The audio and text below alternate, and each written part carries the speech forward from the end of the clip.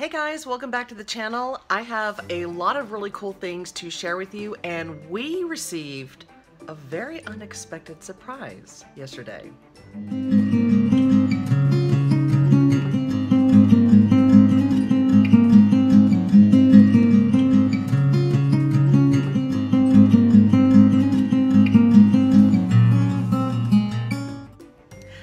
Okay, so welcome back to the channel. Thank you guys so much for coming along for this journey. If you guys have been around us for a long time, our channel has gone through a lot of crazy changes in the past year. Actually, almost a year and a half, which is kind of crazy to think about.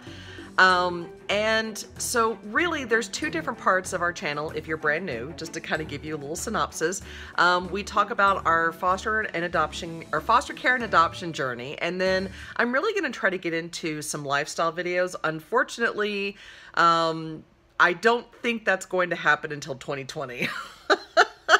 Because as many of you guys who probably saw the prior video, we were chosen for an adoption placement, so that is going on, and that has just been kind of a whirlwind for us, and it will continue to be a whirlwind until we get our girl moved into our home. So what was the surprise that we got yesterday? Okay, so we actually got a phone call from the caseworker of Miss H, who will be moving into our home very soon. We don't have the exact date yet. We have a couple of dates that have been kind of floating around, so I won't be surprised if they say it's one of those dates. But the surprise that we got was not the phone call per se, but that Miss H is actually going to be with us for the whole week of Thanksgiving, which was like, oh my gosh, we don't even have her room ready. Like, I literally have one of my foster adopt mom friends. She's coming over this morning. She's picking up, actually, I don't know if y'all can see it. I'm going to take y'all over. I'm kind of sad to say goodbye to our last piece of baby furniture, but I'm glad this is going to a good home. So we are giving away our glider, I guess is what you would call it, and it has like the little footstool right there. This came as a set. It was actually donated to us, so I'm donating it back out. But that is the last of our baby furniture. I'm so sad. I'm sad, but I'm not really sad. It's not that I don't want babies or toddlers. You know, that's just not the season that we're in with our life, and I'm like looking out the window, making sure she doesn't like show up. But they just received a, I think it was a newborn. I know they have like a little baby in their home. So they're in desperate need of that. And so when I posted that on some private Facebook groups, not messages, private Facebook groups, there you go, for foster and adopt moms in our local area, I was like, it's free. You need to come and take it by this day, this week. And that was only because I really wanted to start ordering some other supplies for the bedroom. So what are we kind of changing for Miss H's room? Well, so since Miss H is outside of our age range, we are having to kind of change up the room for more of a mature feel and look, but still kind of has a fun, kind of a fun, playful aspect to it, which is, that's kind of the hard part when you're dealing with a slightly older age. And why am I being vague on that? Well, it's only because I don't want to give away, and I'm sorry, well, I'm trying to like get my camera situated.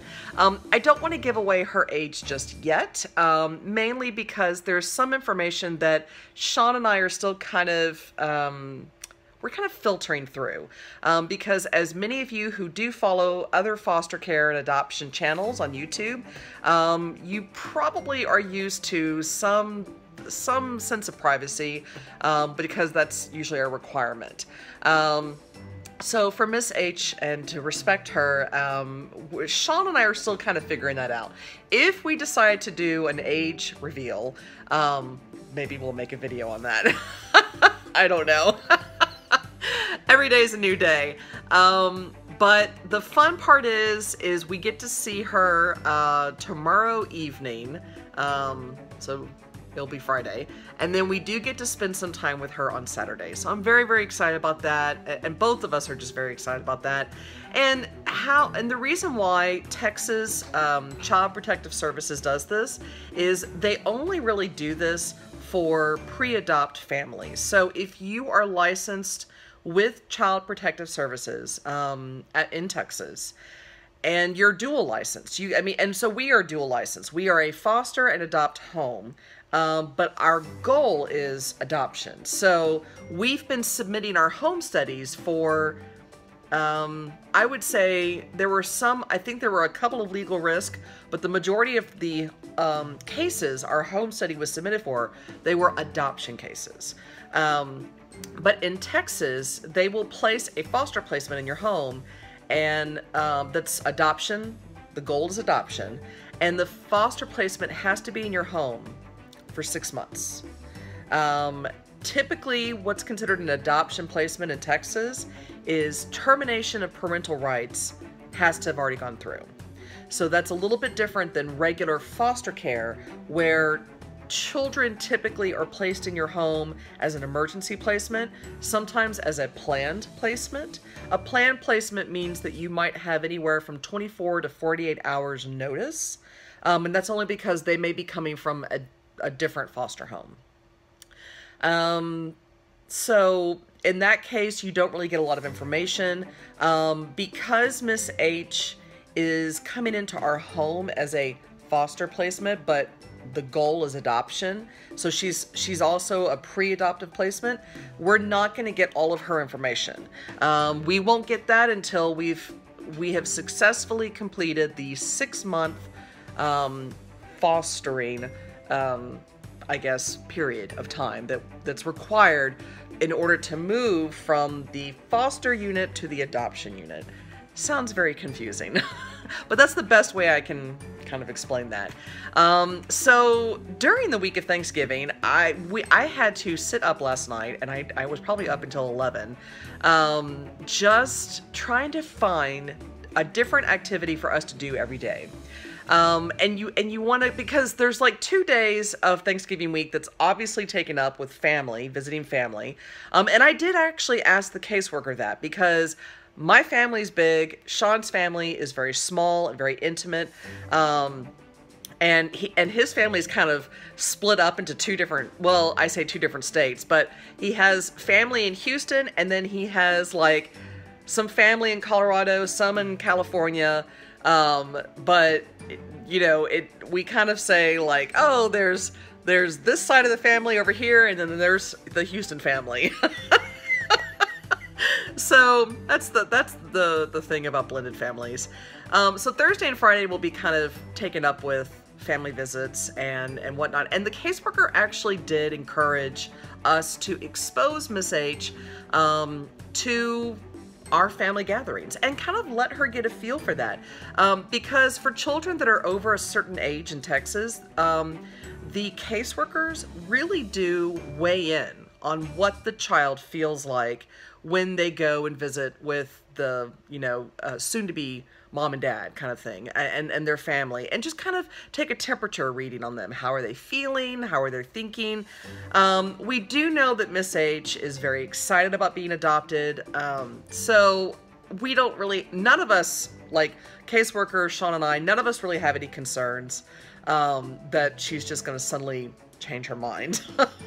But I get why they kind of want her to have that exposure, and I think that's a really great, I think that's just a really great thing that they do for kids of a certain age and up in Texas. For the little ones, it's not that they don't do that, it's that a lot of times much younger children have a really hard time comprehending, and oftentimes really they don't really understand kind of what's happening. So that's I think that's kind of why, I mean, I'm guessing, I think that's why Texas court system handles the children as they do in that way. But Monday, Tuesday, and Wednesday of Thanksgiving week, I've picked at least one activity for her and I to go do, because Sean's going to be at work.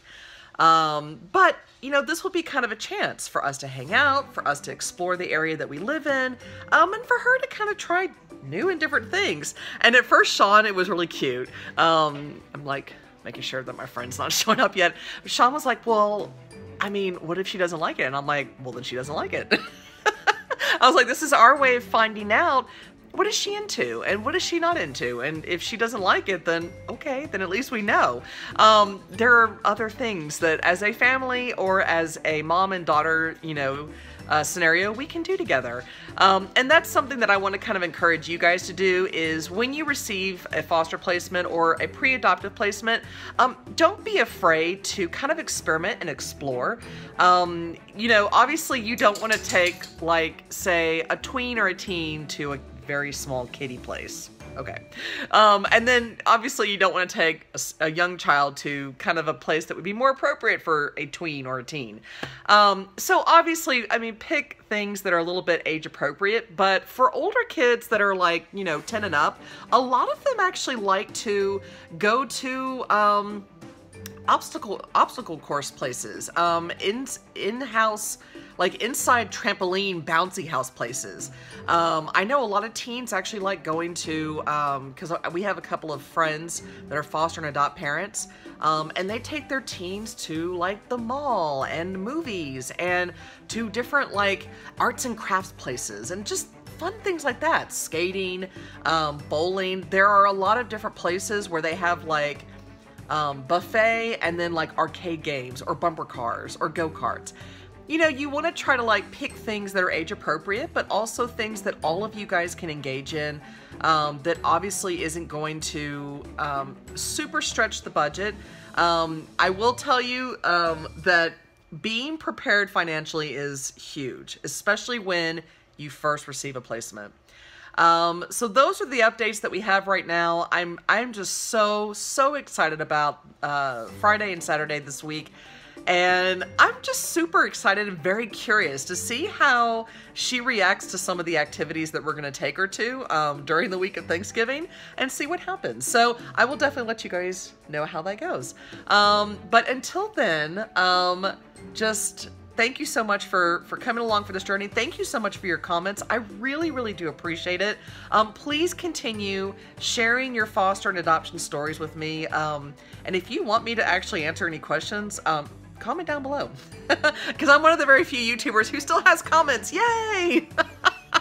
All right, guys, thank you so much, and I will see you next time. Bye!